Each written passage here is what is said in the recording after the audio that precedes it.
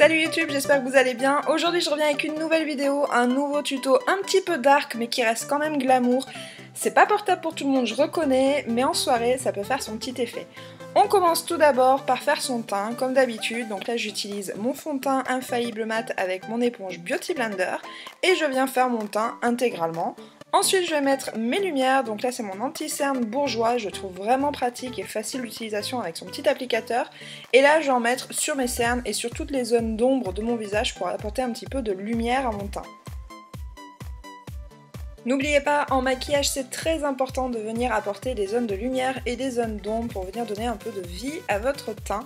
Donc une fois que j'ai appliqué toutes mes zones de lumière, je vais venir bien évidemment estomper tout ça. J'utilise à nouveau mon Beauty Blender, j'utilise toujours mon Beauty Blender. Et là je viens bien estomper en tapotant et pas en lissant parce que si on lisse on va venir déplacer la matière. Je viens fixer tout ça avec une poudre libre, donc moi j'ai choisi la poudre libre de chez Make Up For Ever, et avec une grosse houppette, encore une fois je viens tapoter pour pas déplacer tout ce que j'ai fait au préalable. Je débute les yeux comme d'habitude avec un fard de transition, c'est un fard top que je vais venir appliquer avec un gros pinceau estompeur dans mon pli de paupière, ça facilite après le travail pour venir estomper. Et une fois que j'ai fait ça, je vais venir commencer le travail des yeux. Donc moi je vais commencer avec un crayon colle, un crayon noir, ça va permettre d'être plus intense, de rendre mon maquillage plus intense et de servir de base. Donc c'est vraiment très important de prendre un crayon qui soit colle parce qu'en fait il va être gras et ça sera beaucoup plus facile après à le dégrader et à le travailler. A l'inverse, si vous prenez un crayon qui est trop sec, une fois que vous l'aurez posé, il ne bougera plus et vous ne pourrez plus le travailler. Donc je viens l'appliquer sur l'extérieur de mes yeux et je viens l'étirer. Je fais ça très grossièrement parce que vous allez voir qu'ensuite je vais venir le dégrader avec un petit pinceau à paupières. Donc vraiment vous ne prenez pas la tête, vous l'appliquez grossièrement et après on vient l'estomper. Puis je viens le fixer avec un fard à paupières, donc là j'ai utilisé un fard de chez NYX qui est super beau, il est vraiment magnifique. C'est un vert gris, je ne saurais pas trop le décrire mais il est super joli, mais un petit peu poudreux, donc du coup je viens le déposer en tapotant et pas en lissant pour pas avoir trop de chute, et je viens le déposer juste au-dessus de mon crayon colle. Une fois qu'on a bien posé le produit uniformément partout, je vais venir comme d'habitude l'estomper. Donc là je viens le dégrader avec un petit pinceau crayon, c'est celui de chez Make Up For Ever. Je viens vraiment dégrader juste les contours pour avoir une démarcation qui soit beaucoup moins nette. Et ensuite avec un gros pinceau, donc là c'est le 217 de chez MAC, je reprends de la matière et là vous voyez je fais des petits tapotements et des petits cercles pour venir estomper la matière et avoir un rendu un petit peu fumé. Sur le centre de ma paupière mobile, je viens utiliser ce fard, c'est un extra dimension de chez MAC. Donc vous voyez on peut mélanger n'importe quel fard ensemble, là j'avais utilisé du NYX avec du MAC et ça se marie très bien. C'est un fard qui est gris métallisé mais avec ce maquillage il ressort légèrement vert, je trouve qu'il va très bien avec le fard NYX. Et je viens aussi le dégrader avec mon petit pinceau crayon pour avoir un rendu beaucoup plus fondu et fumé. J'intensifie avec un fard noir, celui de la palette Too Faced, et je viens déposer légèrement le noir à l'extérieur du regard pour intensifier et donner un petit peu plus de profondeur. En général, je fais ça à quasiment tous les maquillages, je rajoute toujours une pointe de noir sur l'extérieur pour intensifier. Et comme d'habitude, à chaque fois qu'on dépose une nouvelle couleur, on n'oublie pas de venir la fondre et de la dégrader.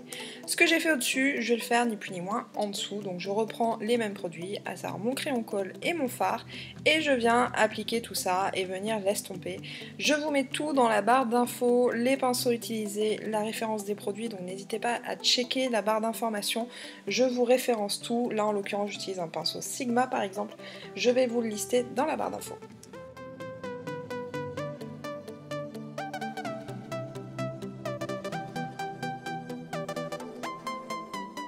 Pour une transition un petit peu plus douce entre mon arcade sourcilière et ma paupière mobile, je viens utiliser ces deux couleurs avec un pinceau estompeur et vous voyez je vais venir faire une forme de halo en fait dans ma paupière mobile, là où j'ai placé mon fard de transition au tout début, et je trouve que ça permet d'avoir un meilleur dégradé et une cassure un petit peu moins nette, vous voyez, au niveau de l'arcade et de la paupière mobile, et j'insiste bien sur l'intérieur, vous voyez, à cet endroit là, pour venir agrandir au maximum le regard. Je prends ensuite ce fard beige doré que je vais venir appliquer sur le coin interne de mon maquillage, au niveau du coin interne de l'œil. Et je viens faire ça des deux côtés et vraiment sur la pointe pour apporter de la luminosité.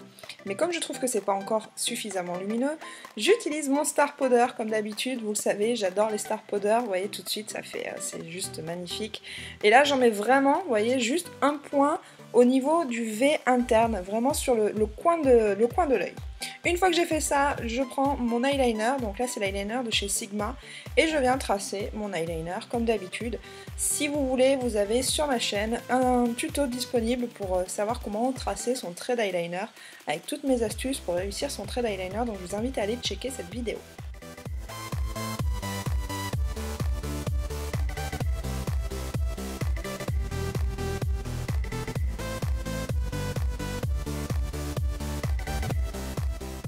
Et vous commencez à me connaître, je suis une addict aux paillettes, du coup je dégaine mon liner pailleté NYX et je vais venir en rajouter sur mon coin interne pour avoir un effet encore plus lumineux.